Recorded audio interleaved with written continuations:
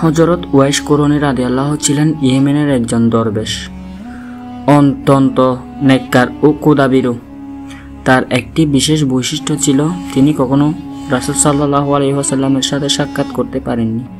তবু তিনি ছিলেন রাসূল সাল্লাল্লাহু এর সবচেয়ে প্রিয় উম্মতদের একজন।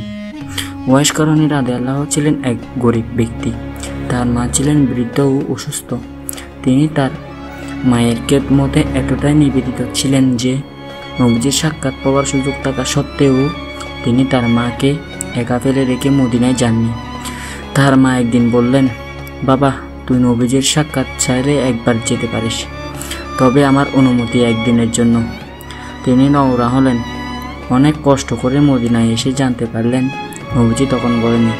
তখন তার হৃদয় ভেঙে গেল।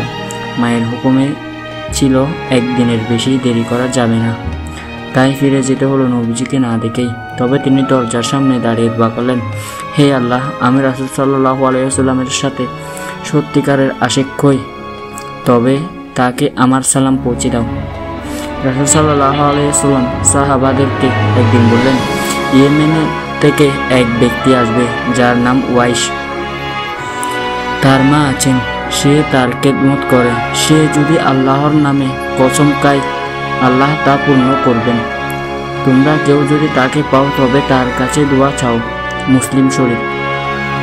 নবীজির ইন্তেকালের পর হযরত উমর রাদিয়াল্লাহু ও আলী রাদিয়াল্লাহু প্রতি বছর হজে উওয়াইস করণের খোঁজ করতেন। এক বছর তারা তাকে পেয়ে যান। তাকে বললেন, তুমি কি উওয়াইস করণী?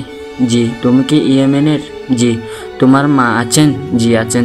তারা বললেন, রাসূল সাল্লাল্লাহু আলাইহি ওয়াসাল্লাম আমাদের বলেছিলেন তোমার কাছে দোয়া চাইতে। উওয়াইস করণী রাদিয়াল্লাহু কাঁদতে লাগলেন, বললেন, আমি তো সাধারণ এক বান্দা। তারা বললেন, আমাদের জন্য দোয়া করুন। তিনি দোয়া করলেন। তিনি কখনো খ্যাতি চাননি। মৃত্যুর সময় বলেছিলেন, হে আল্লাহ, আমাকে এমন অবস্থায় মৃত্যু দাও যেন কেউ আমাকে চেনে না। তার দোয়া কবুল হয়। কেউ জানেনি কোথায় তাকে কবর দেওয়া হয়েছে। শিক্ষণীয় বিষয় হলো, মায়ের খেদমত আল্লাহর সন্তুষ্টির বড় মাধ্যম।